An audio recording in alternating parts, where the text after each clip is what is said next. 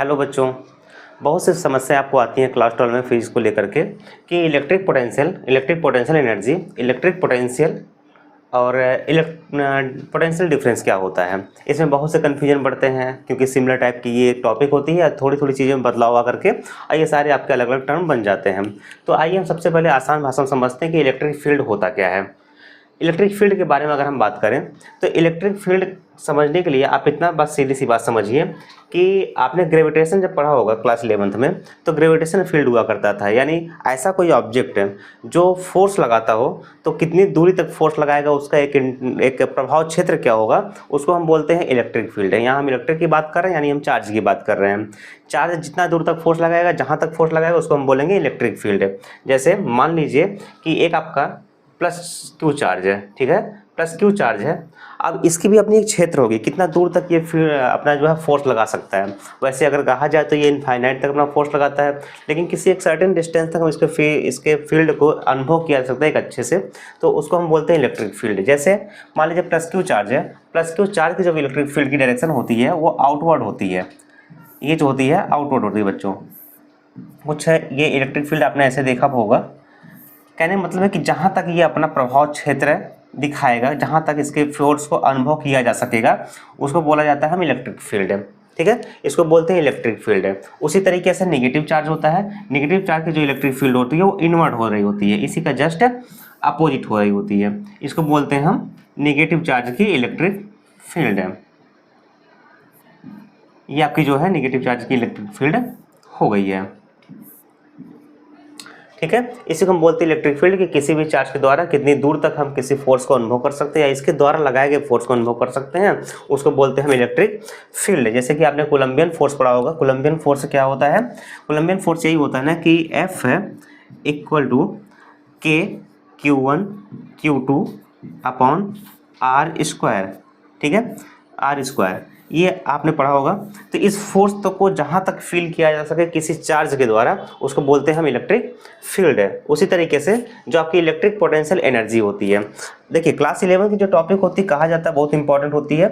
इसी वजह से इंपॉर्टेंट होती है कि उसमें जो कॉन्सेप्ट होते हैं, अगर वो कॉन्सेप्ट आपको अच्छे से पता है तो आप इन सब चीज़ों को आसानी से समझ सकते हो। जैसे आपने वहाँ एक चीज़ पढ़ा होगा वर्क डन, जो कि एनर्जी के बराबर हुआ करता था, और ये होता था क्या?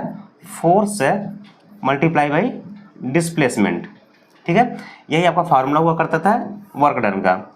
तो सेम चीज़ यहाँ पे भी वही चीज़ लागू होगा बच्चों, बस इलेक्ट्रिक पोटेंशियल एनर्जी की बात कर रहा है, यानी इलेक्ट्रिक की बात कर रहा है, यानी चार्ज की बात कर रहा है। और चार्ज के द्वारा जो फोर्स लगाया जाता है उसको बोलते हैं हम कोलंबियन फोर्स। तो हम कोलंबियन फोर्स को सबसे पहले लिखते हैं F इक्वल टू के Q1 Q2 upon are square.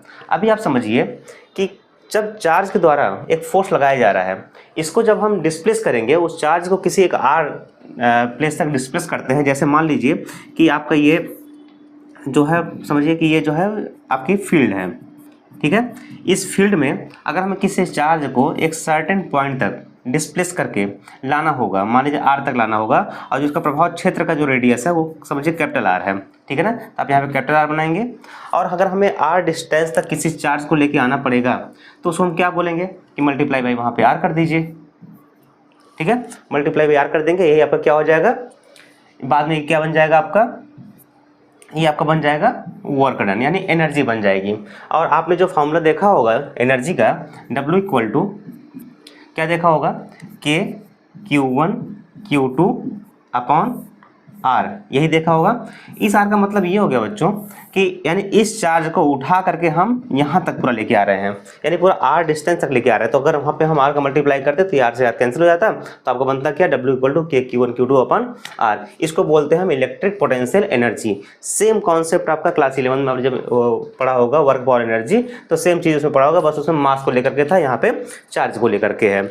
उसी तरीके से अगला जो आपका टॉपिक है इलेक्ट्रिक पोटेंशियल। इलेक्ट्रिक पोटेंशियल जैसे आपने ग्रेविटेशन पोटेंशियल पढ़ा होगा, उसी तरीके से इलेक्ट्रिक पोटेंशियल। आपने देखा कि W इक्वल टू क्या लिखा आपने, के Q1 Q2 अपॉन आर, ये देख लिया।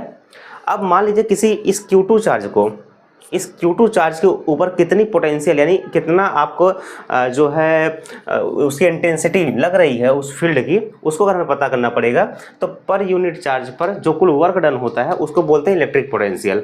इलेक्ट्रिक पोटेंशियल बोलते हैं। तो जब हम उसकी बात करेंगे उसको हम V से डिनोट कर रहे होते हैं इलेक्ट्रिक पोटेंशियल को।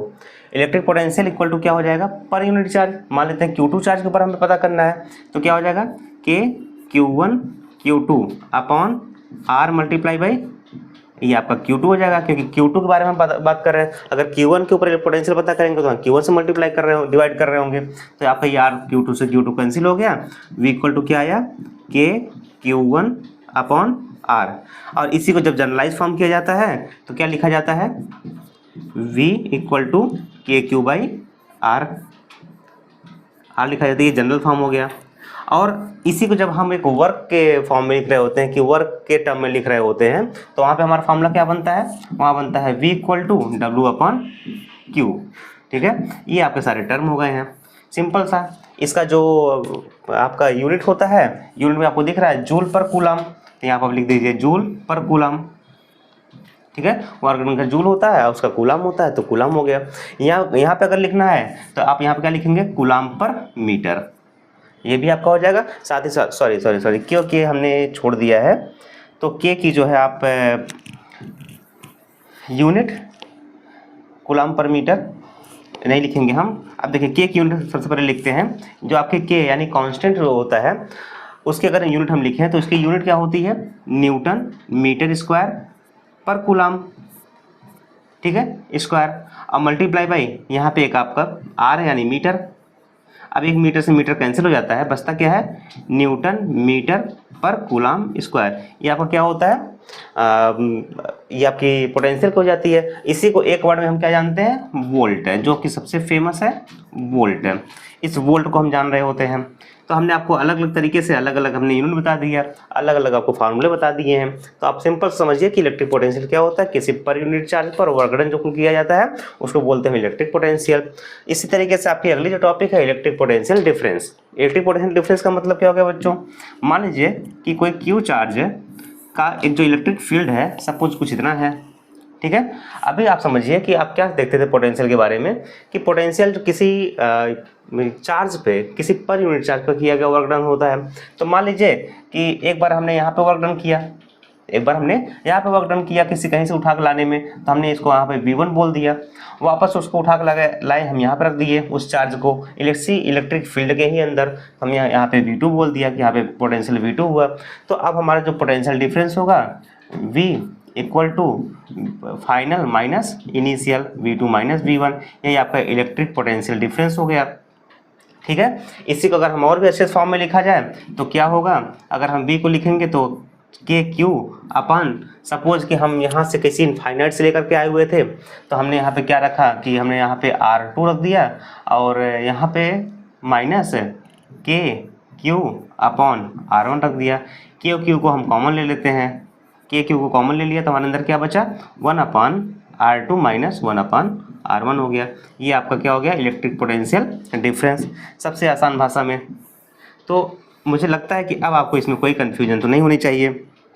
इसकी जो यूनिट होती है बच्चों, यूनिट भी इसकी सेम हो रही होती है। सेम मतलब क्या, पोटेंशियल की ही यूनिट होती है, इसको बोलते हैं वोल्ट। क्योंकि आप देखो जनरली क्या है कि आप वोल्ट के बारे में ही बात करो, बस 2 वोल्ट के डिफरेंस की बात करो, तो डिफरेंस में आपकी जो यूनिट होती है वो सेम होती है, तो आपकी क्या हो गई, वोल्ट ही हो रही होगी। इसी तरीके से हमने क्या क्या सीख लिया बच्चों एक छोटे से वीडियो में, कि इलेक्ट्रिक फील्ड देख लिया। इलेक्ट्रिक फील्ड क्या होता है, इलेक्ट्रिक फील्ड के बारे में बता दिया कि किसी भी चार्ज के द्वारा जो कुल एक क्षेत्र होता है उस एरिया में, वैसे तो होता है इनफाइनाइट तक। इनफाइनाइट मतलब एक इनफाइनाइट एक रिलेटिव टर्म होता है कि चार्ज से कितनी दूरी पर वो जा रही है, उसको हम इनफाइनाइट बोल रहे हैं। तो इनफाइनाइट तक जो उसकी फील्ड होती है, उसी तरीके से हमने क्या बोला, पोटेंशियल एनर्जी। तो आपने जाना था कि फोर्स मल्टीप्लाई बाई जो आपका डिस्प्लेसमेंट होता है वो आपका पोटेंशियल एनर्जी हो रही होती है। उसके बाद आपने देखा इलेक्ट्रिक पोटेंशियल और इलेक्ट्रिक पोटेंशियल डिफरेंस देखा। तो मुझे लगता है अब आपको ये सारी चीज़ समझ में आ गई होंगी। फिर भी अगर आपको कोई डाउट रह जाता है तो आप हमसे सीधे कमेंट के माध्यम से या फिर व्हाट्सएप के माध्यम से कॉन्टैक्ट कर सकते हैं, हम आपको लिए और भी अच्छे सोल्यूशन लाएंगे।